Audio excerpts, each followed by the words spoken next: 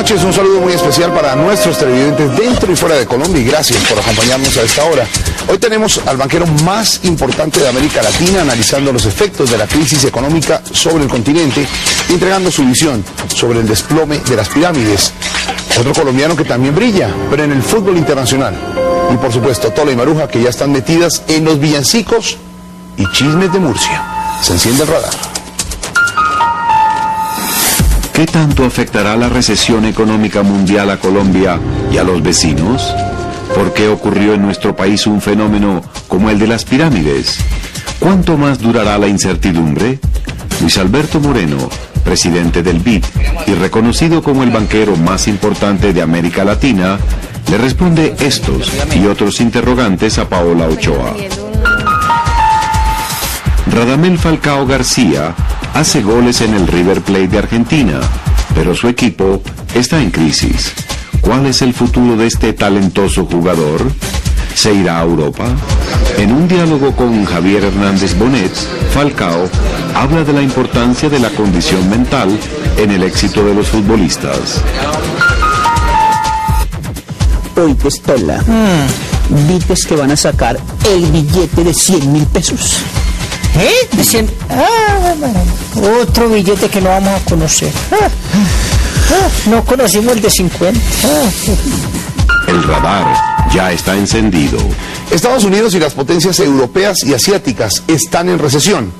Paradójicamente, a los países latinoamericanos esa crisis no llega aún.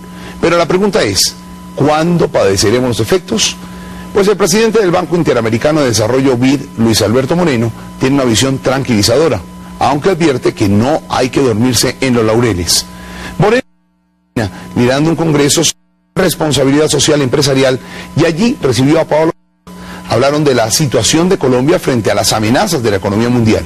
Ofrece una hipótesis sobre las razones por las que en Colombia no mejora el empleo, crezca la economía. Y ojo, porque también da una interesante sobre el auge y el desplome de las pirámides. Interesante, por venir de quien viene. Para entender lo que está pasando en el radar. Paola Ochoa entra al radar. Lo veo muy preocupado por el tema de la economía internacional. Ya los Estados Unidos oficialmente se declaró en recesión, Japón está en una recesión, la Unión Europea. ¿Qué tan complicado está usted viendo el panorama para el año entrante? A ver, yo creo que venimos de una época en que todos los pronósticos se han venido revisando. Usted mira, por ejemplo, los pronósticos que hacía el Fondo Monetario a principios de este año estimaban que en este último trimestre del año la economía norteamericana estaría creciendo por encima del 1%. Y todos estos pronósticos se han venido revisando en la medida que esta crisis financiera tan profunda, que yo diría es la primera crisis financiera del mundo globalizado como lo conocemos hoy en día, va a tener unas implicaciones muy grandes en el sector real de la economía. Y como usted lo anotaba en el caso de Japón, en el caso de la China misma, que su crecimiento que ha superado el 10% todos estos años, ya por más de 15 y 20 años, se aboca a crecer no más del 7,5%. Que es malísimo para la China. Es malísimo para la China, pero lo más importante, y yo creo que es un tema de mucha reflexión, es que el crecimiento económico, el que haya el año entrante, va a venir por cuenta de los países emergentes. Latinoamérica, que obviamente este año debe crecer por ahí un 4,5%, el año entrante puede crecer cerca del 2,5%, a pesar de que hay muchas presiones a que ese crecimiento sea menor, y por supuesto el Asia. Y creo que lo importante ahora es realmente poderse anticipar a los efectos que pueda tener la crisis. ¿Cuáles son esos efectos? El empleo. Proteger a millones de latinoamericanos que cayeron en la extrema pobreza en ocasiones anteriores a que vuelvan a caer en la extrema pobreza. Para eso las redes sociales y en eso Latinoamérica está mucho mejor preparado. Le voy a preguntar por una serie de países en América Latina. México, Merrill Lynch dice que posiblemente entre en una recesión en 2009. ¿Usted cómo ve la cosa? México tiene una situación particular y es que el de su comercio depende de los... Quizás uno de los países que anticipó la caída de los precios del petróleo fue México. Logró colocar futuros en que la media del precio del petróleo mexicano va a estar en cerca de $70 cuando hoy sabemos que en 45, 47. El otro tema son las remesas, es decir, los millones de mexicanos que viven fuera de México, que envían dinero a sus familiares, está cayendo cerca de un 10%, no que aporte mucho dentro de la economía mexicana, más sí dentro de la economía de Centroamérica. Los bancos en México son fundamentalmente bancos extranjeros. Siempre pensábamos que era muy bueno tener bancos extranjeros. Pues muchos bancos extranjeros se ha podido ver es que no ha sido una bendición necesariamente, porque cuando vino la crisis inmediatamente trataron de centralizar sus recursos en sus países de origen, y los países que tenían bancos nacionales, los locales, les... Muy bien, Venezuela, a propósito del petróleo. Sin duda todavía la economía está creciendo a las tasas que estaba creciendo anteriormente, pero tiene un nivel muy bueno de reservas, y esos son fundamentalmente los retos que Venezuela, con un estado mucho más grande que va a ocuparle mucho espacio. Brasil, también una firma de banca de inversión Morgan Stanley dice que podría también entrar en una recesión en el año 2009. Mire, Brasil es un país bien complejo y no es fácil de leer. Que Brasil tiene una producción muy diversificada, parte de esa producción en forma importante va todos los días más al Asia, tiene igualmente un mercado bastante consolidado, tiene unas empresas muy grandes, su sector real ha crecido muchísimo. Si usted mira las grandes empresas del mundo, en Brasil hay cerca de 30, en México hay otro tanto, otras 30, en un país como Chile debe haber unas 5. Ahora eso no nos diría, pero es que resulta que cuando uno compara eso con India y con China es más o menos lo mismo, tanto más grandes.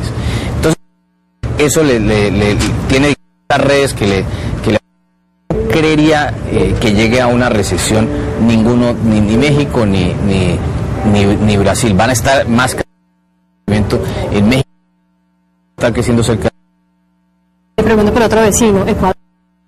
Ecuador tiene, en cuanto a, digamos, a la factura como ingresos, también tiene otros espacios para defenderse con su producción bajo, cerca del menos del 20%, y creo que de todos modos, digamos, no van a crecer ninguna de estas economías a tasas muy grandes, pero no la veo en una situación tampoco de recesión. Es más, yo no veo países latinoamericanos en este momento de recesión. Creo que los países que más se van a ver afectados son las pequeñas economías. ¿Por qué? Miremos, por ejemplo, los países del Caribe, o incluso las llamadas islas del este del Caribe, que dependen en una medida muy importante del turismo. Estaban amortiguándose con el turismo europeo, pero una cosa es el turismo europeo antes de la recesión y ahora, y otra también el turismo europeo con el euro a 1,30, a 1,40, casi a 1,50 que estaba, y ahora tenían de exportación fundamentalmente a los Estados Unidos y les están cayendo. Y las remesas de sus conciudadanos, que en países como República Dominicana pueden superar el 20%, también. ¿Qué va a pasar en Colombia? Mire, yo creo que la economía colombiana tiene cosas muy importantes a favor.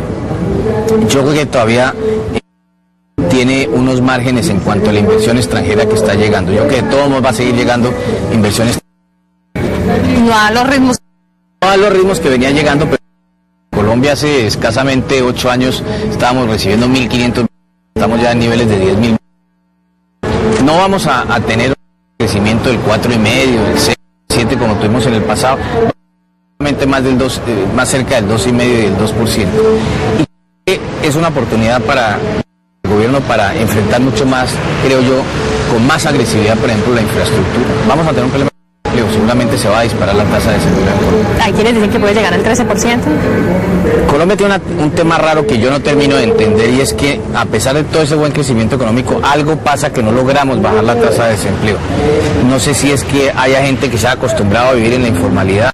En la informalidad hay un estudio reciente que hicimos en el BID sobre calidad de vida, que nos dice cómo de alguna manera le gusta estar en los sectores informales, y aquellas familias que están en países en que hay muy pocas posibilidades de sentirse en capacidad de mejorar, tienden a ser más felices que aquellos que tienen más. En Colombia hemos venido teniendo bastantes problemas con todo este cuento de las pirámides. ¿Usted cómo ve eso? Me parece sui generis que algo como eso haya podido crecer a esos volúmenes. Eso es primero lo que más me impresiona. Lo que le dice a uno mucho un poco de esa cosa de los colombianos, y sobre todo que empezó en los sitios que uno menos se imagina. Yo he ido al Putumayo cuando trabajaba en zonas cocaleras. No, es decir, yo estaba en lo que es La Hormiga, Tres Esquinas, todas esas zonas que que uno nunca se imagina, viéndolas que con producción de coca y golpe ahí explotan estas llamadas pirámides.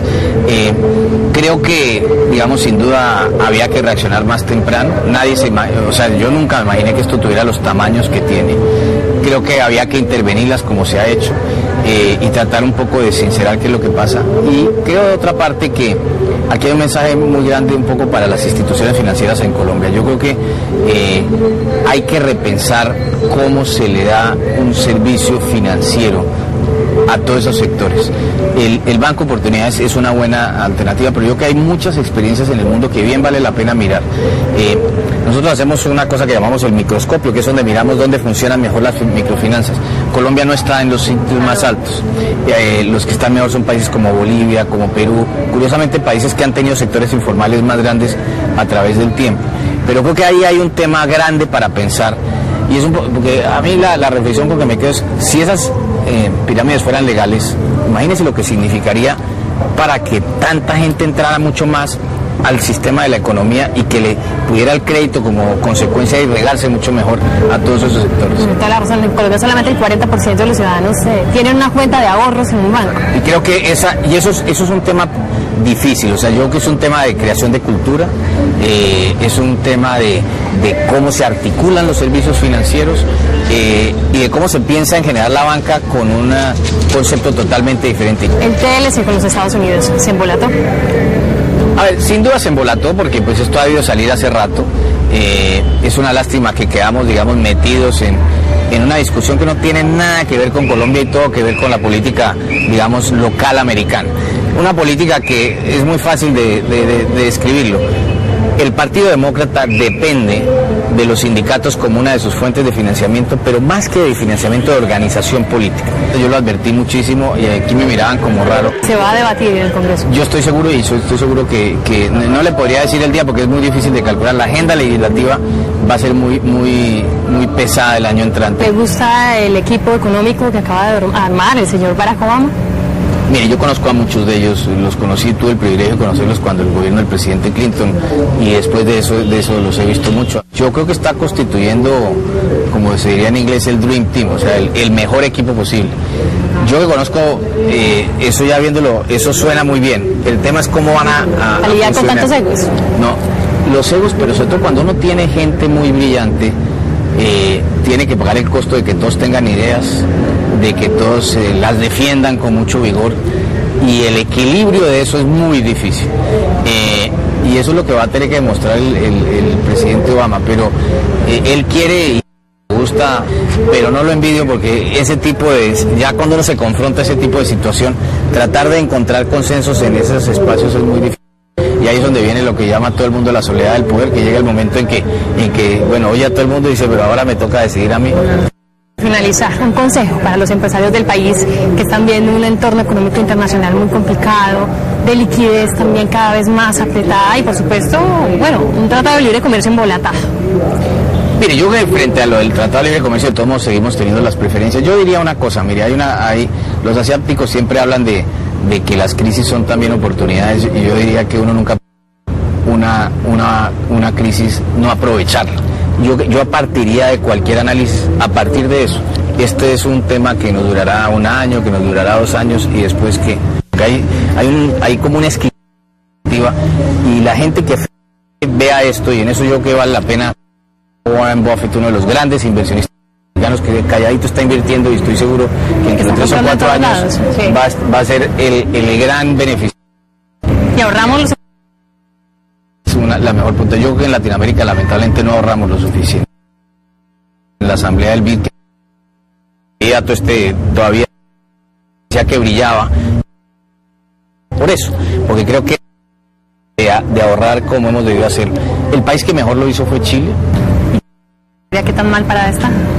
Mira, estamos en la media latinoamericana. Sí, como el promedio. Ni los sobresalientes ni los malos del curso. Sí. Luis Alberto Moreno, presidente de Desarrollo, muchas gracias por haber estado en el radar. A ti, Paula, muchas gracias. Si la economía mundial, River Plate, el famoso equipo argentino, también anda en crisis. Hoy en medio de una situación difícil, el jugador colombiano Radamel Falcao García ha seguido brillando pesar de las dificultades. Fue elegido junto con el argentino para hacer la imagen de una campaña benéfica que se lanzó en el marco del sorteo de la Santander Libertadores en Asunción. Y allí obviamente estaba un periodista, Javier Hernández Bonet. Él habló con Falcao sobre goles, sobre la importancia de la salud mental de los jugadores, sobre la familia y sobre... Javier Hernández Bonet entra al radar. Como decimos en Colombia, le dieron donde le gusta, las obras sociales. ¿Sabe que fue emocionante verlos salir por ese túnel para saber que estaba en este proyecto? Bueno, muchas gracias. No, me siento muy orgulloso de hacer parte de este gran proyecto del Banco Santander, de haber sido primero elegido entre tantos futbolistas buenos que hay en Sudamérica y bueno, por ahí el único colombiano que está, así que es de orgullo y alegría y responsabilidad sobre todo para mí. Falcao, de su presente, es bueno en la selección donde empieza a recuperar terreno, en River es bueno en lo personal, pero en lo colectivo las cosas no funcionan. ¿Cómo hace para manejar uno esos estados de ánimo? Sí, es complicado, estoy haciendo River, me siento muy cómodo jugando y soy realista de que estoy en un nivel y lo difícil el equipo para salir de la situación que estamos. Entonces que estos últimos partidos y en posición no estamos. Es la gloria en meses el desastre último en el torneo. Sí, el fútbol tiene este tipo de cosas y sorpresas, bueno, no lo esperábamos. Las causas pueden ser muchas, razones pueden ser todas. De todas maneras, esto es algo inexplicable que hoy en día el futuro y espero salir lo más rápido. Todos los periodistas europeos que lo entrevistan le preguntan ¿y qué tan cerca está del fútbol europeo? La pregunta de todos.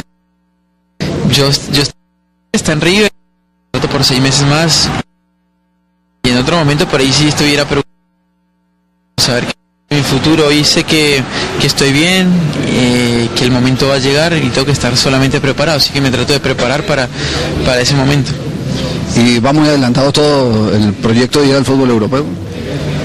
No sé, eso lo sabe la gente que maneja y River. Pero alguna ceñita le mandan, ¿no? No, siempre, o sea, si es por esas cosas, todos los días se habla de un nuevo club, todos los días hay un interés, todos los días me llaman. Yo creo que son muy pocas las concretas, son muy pocas las que verdaderamente están interesados y como jugador tengo que tratar de preocuparme por hacer las cosas bien dentro del campo, que después lo otro va a venir. Falcao, el tema Selección Colombia, se pasó de una situación muy complicada, una relación muy convulsionada con el anterior técnico y ahora se ve un equipo mucho más alegre. ¿Los estados de ánimo son definitivos o son los métodos de trabajo? No, cuando el jugador de fútbol está bien de la cabeza, por más de que esté mal entrenado, yo creo que las cosas salen. Entonces, estamos contentos por haber mejorado en este sentido y que el grupo de a poco se va a ir encontrando y con algunos jugadores más que tampoco pudieron estar. ¿Estamos para ir al Mundial? Sí, no, tenemos poco margen de error, estamos muy conscientes, somos realistas, pero hay un material importante, no podemos cerrar mucho y la categoría del jugador colombiano y el material que hay es muy grande, así que esperemos de que sobre todo estos partidos que nos toque estemos bien de la cabeza, porque obviamente seguro bien entrenados vamos a estar. Estamos hablando siempre de contrastes. Hace goles en River y en la selección la gran queja es los poquitos goles que hacemos. ¿De qué depende eso? ¿Del entorno? ¿Exclusivamente de la capacidad individual del jugador?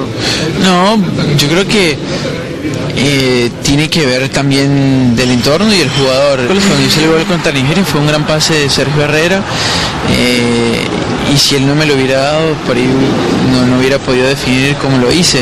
Entonces también depende de las dos cosas. Finalmente, la familia, su estado familiar, ¿cómo está? ¿Está contento?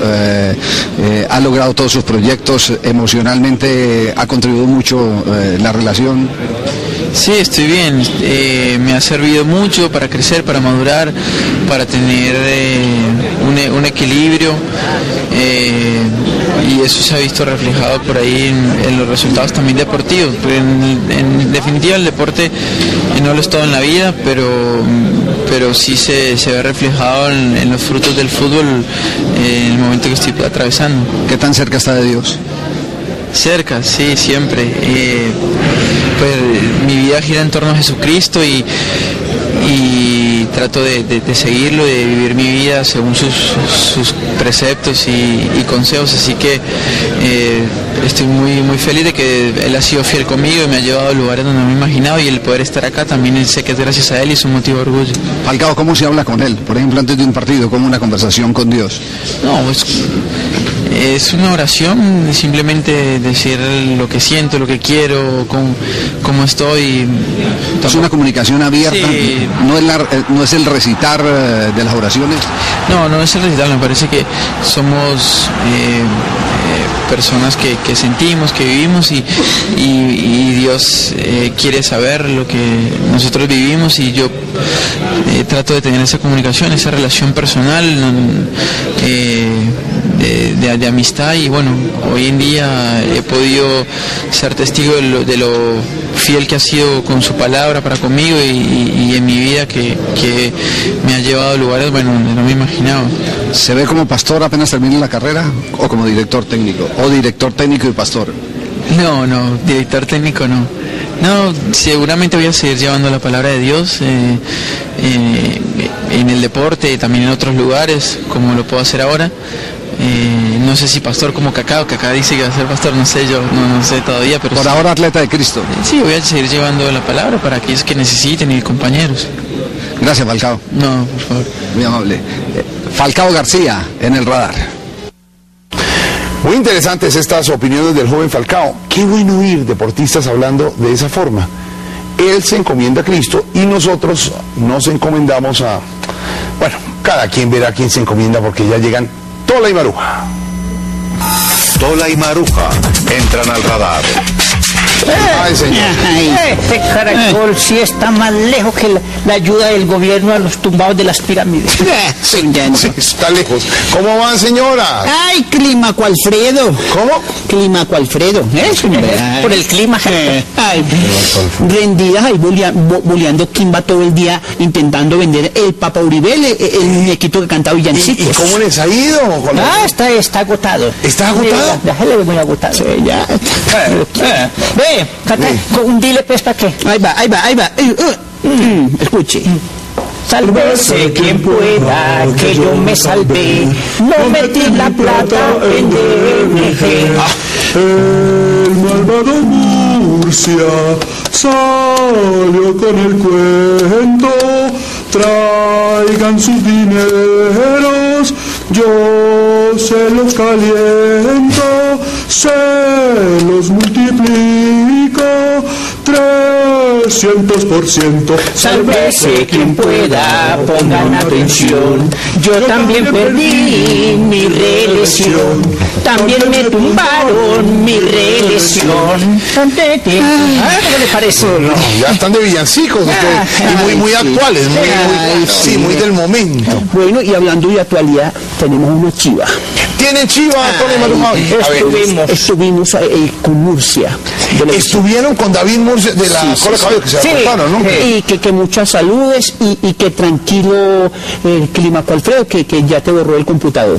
¿Sí? ¿A quién? ¿En serio? Sí, que tranquilo. ¿A quién? Murcia. ¿Será Clímaco? A mí Murcia está muy tranquilo. Sí. Está muy tranquilo porque está muy contento porque se está rebajando la pena y está trabajando con trabajo. ¿Con trabajo? Sí, pues una natillera. Está muy... ¿Una natillera? Ve que también le mandó saludos a Paulo Lacerna. David Murcia. Sí, y que cuánto vale Caracol.